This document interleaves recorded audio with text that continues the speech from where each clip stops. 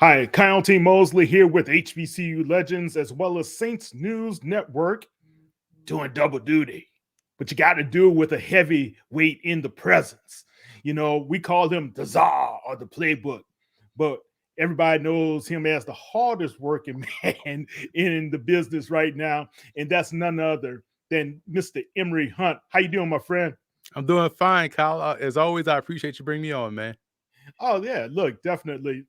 I am very impressed what you've been doing. CBS. I see you with Ross Tucker sometimes, and you've been a couple other places. Plus, you did your own next level type of broadcast catering to the HBCUs recently?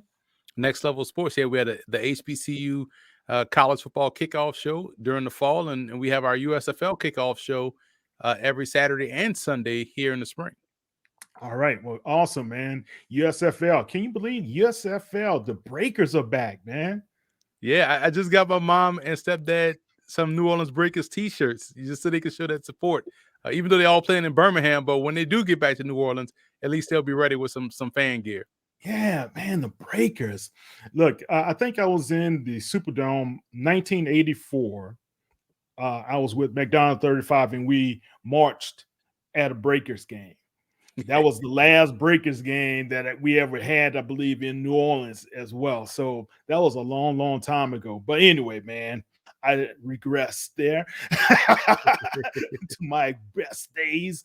All right, look, man, let's talk a little bit about some HBCU talent as well as what's going on in the NFL. Let's start off with HBCUs, right? Right now, we've had four guys that represented HBCUs at the NFL Combine. We have quite a few guys that have been getting a lot of visits. They've been getting a lot of not offers, but contact with the National Football League scouts and some of the executives. Walk me through who you believe are some of the top prospects that will get drafted if you had to put your money on it. It's interesting because you go from 2020 where you had um, one guy taken in the first round out of Alabama State, Titus Howard, the offensive tackle by the Houston Texans, to Right. 2021 when you didn't have anyone drafted, to now where we're probably going to see 7 guys drafted out of HBCUs with another 20 signed undrafted rookie free agent contracts. So it's a great year for HBCU NFL draft talent. And to your question, I think you look at Jacoby Durant out of South Carolina State, the corner, Joshua Williams, the corner out of Fayetteville State, Jatari Carter out of Southern. Those guys, Marquis Bell out of FAMU, I feel like those will be the quote unquote locks to get drafted. Also, James Houston, I think he'll be a lock out of Jackson State. And sleeper to get drafted because I've seen a lot of buzz about him from scouts, and he's been making his way through the All-Star game. There's two really. You look at Trey Gross, receiver out of Delaware State, and also Keyshawn James, the outstanding defensive lineman from Fayetteville State. And Fayetteville State has about 5 guys that could end up on NFL rosters when it's Yeah. all said and done. Yeah, that's a well coached team, guys. People don't know how well Fayetteville is coached. Solid running game, solid blockers, offensive and defensive linemen. So, yeah. And I love Joshua. Oh my gosh. That dude is such a great athlete. And if he had more pub, he had more press, I think he'll be going a lot higher in the draft than what people have projected thus far. Absolutely, and that's what it's all about when you talk about HBCUs, the amount of press to be able to showcase themselves. That's why the HBCU Legacy Bowl was so important, because you had 100 prospects down there showcasing their talent in front of scouts and coaches, and being broadcast on NFL Network. That's huge because Yeah. now it gets those guys on the radar for this draft, but also when you talk to these players, they're telling you about who's coming up next down the pike. So you're going back to these schools and unearthing more talent coming from those ranks. Yeah, when I spoke to Coach Prime in at the end of the year, right before the Celebration Bowl, he felt he had better talent coming behind these guys, and that was scary to really imagine based upon what they have done. And you see, they signed Travis Hunter, a couple other very top level talent as well. So it's going to be exciting to see HBCU football in 2022. All right, let's talk about some of the sleepers of HBCUs. You talk about the undrafted guys, and a lot of times that's where you are able to make your mark. I know New Orleans Saints have unearthed some really great gems in the past who are undrafted free agents. Who are some of the sleepers that really need to have some focus on? It depends on, let's say you're looking at from a Saints perspective in terms of, who could fit the Saints in what they're looking for. You automatically want to go to offensive line and look at, okay, which one can jump in there. But you think about the receiver position, Marquis Mclean out of Southern, 6'1", 215, well put together. Someone that can help out in a return game, but also could handle carries as a runner, as a receiver. So he's someone that gives you that versatility. You think about Tyus Sharp, a return Mm, specialist, kind of like Deontay Sharp. I'm sorry, yeah, Deontay Harris, or what they currently have on the roster, but someone that finds a way to put the ball in the paint. Quill Glass, quarterback. He may get drafted too, but if he doesn't, there's room for a developmental quarterback on the Saints roster, someone that you can help groom and develop and compete with, let's say Ian Book, because you really have 1 year with Andy Dalton as a backup, so you'll let right, Ian Book and Quill Glass compete for backup duties. Al Young, the corner out of Jackson State, right. really good skill set. Someone that just really understands ball and was getting great tutelage from Deion Sanders and also Michael Badajoe, the defensive end, coming out of Texas Southern as well. Yeah, I call him a bad man. Michael Badjo. All right, man. So those are good talents that you guys need to look up and go and find more information about these talented young men in Emory's football game plans draft guide. And we'll talk a little bit more about that before we get off the air here. But Emory, let's talk about the New Orleans Saints. Right now, Jameis Winston, he's coming back. You talked about Andy Dalton in the room as well. I think that gives them a little security just in case Jameis is not 100% at the start of the season, returning from the ACL injury. What's your thoughts?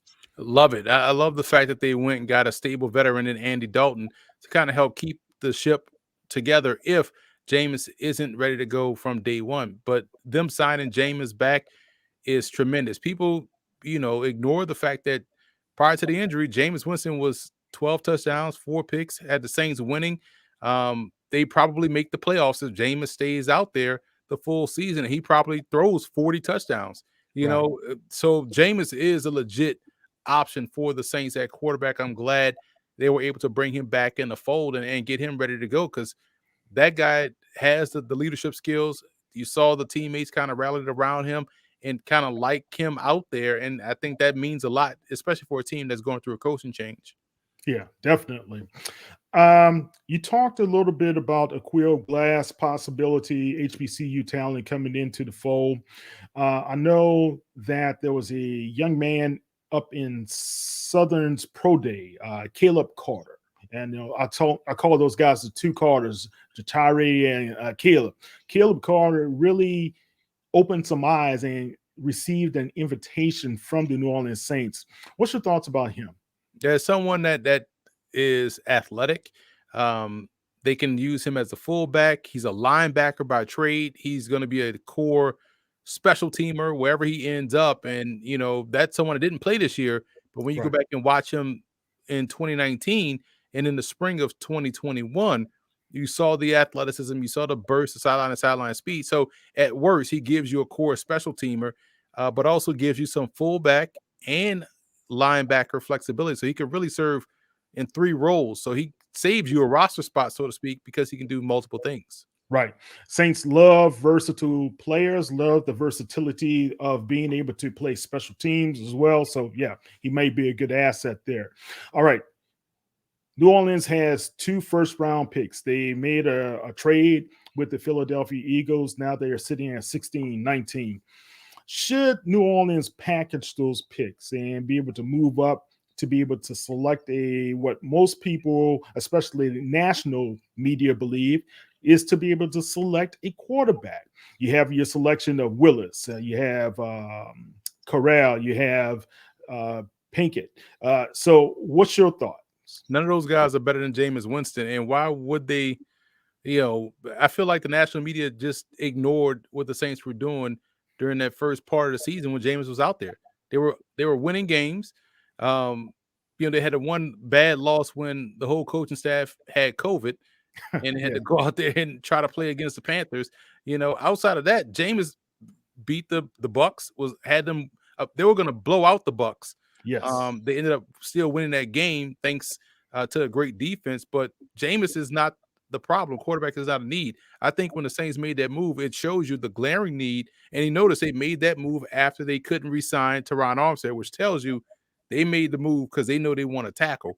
And I also feel as though they have to go receiver too. They need speed on the perimeter. Deontay Harris is the fastest guy that they have at the receiver position, but we don't know what Michael Thomas will be able to do or come back. We don't even know. He's not even in Louisiana right now. So Yeah. I feel like they need old tackle and receiver, and that's where they're going to go with those 2 first-round picks. All right. Well, look, man, great segue because that's what was on my heart. That's been on my mind.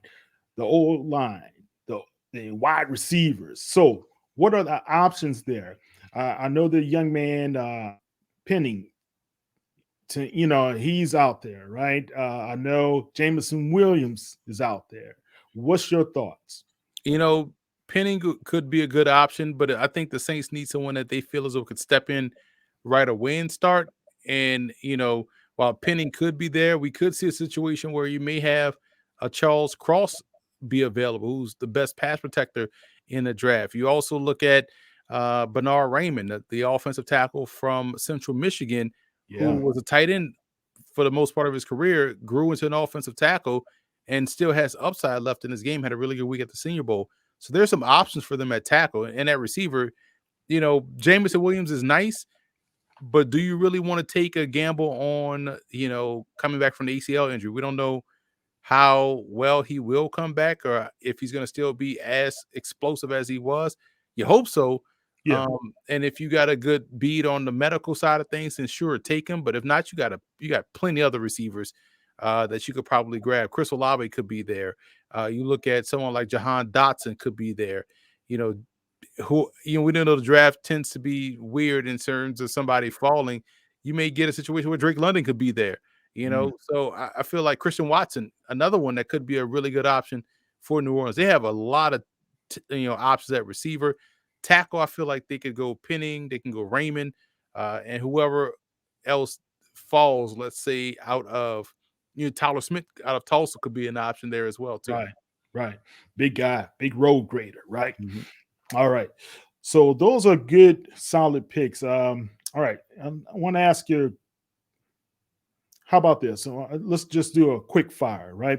If we had to grade what round, let's do a projection of rounds these HBCU players could possibly go into. Let's just do your opinion there. Aquil Glass. I'd say day 3, round 7. James Houston. I say day 3, maybe round 4. Mr. Carter out of Southern. I'd say late day 2, so that'll put him at round 3. Okay. All right. Good. And what about Jacoby Durant? I think he's someone that'll go around, he'll flirt between rounds 3 and 4. Depends on when that run of corners go. That could push him up into round 3, or I do see day 3, round 4 for him being his floor. Okay. And Mr. Bell. Bell is versatile, so I feel like round 4 is where he can go because he has that corner safety, combo that he could work with. Okay, and last one, Mr. Williams. Williams, because of his height and speed and how he tested the combine, probably bumps him up to day 2, round 2. Really? I think he has a great chance to go in round 2. Okay. All right. Awesome. Well, Emory, look, man, I appreciate your evaluation, your analysis as always. Tell everybody how they can be able to find your draft guide. They can go on our website, footballgameplan.com/2022 draft guide. Over 1,000 individual scouting reports available. It's the largest draft guide in draft guide history, and it's the best $12 you can spend.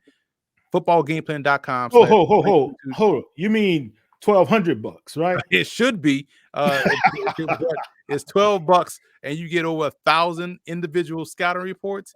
Yeah, take advantage now because next year we going up. Yeah, look, guys, if y'all don't get it, it's a steal. Trust me. And it also comes into PDF form, so you can get it right away and download it. But it's worth every penny. Man, how will they be able to track you during the draft? I know you've got things going on here, you got things going on there. Where is the czar? Well, they can follow me on Twitter at FBallGamePlan. And all 3 days of the draft, day 1, day 2, day 3, I'll be in studio with CBS. So you'll see me on set in studio breaking down the draft picks. And more importantly, breaking down day 3 when we know other places tend to still talk about day 1. We'll have analysis on all the picks on day 3. All right. That is Mr. Emory Hunt of the Football Game Plan. He is the founder, and also you can find him on CBS Sports. Emory, thank you so much. Appreciate you, man. Anytime. All right, my friend.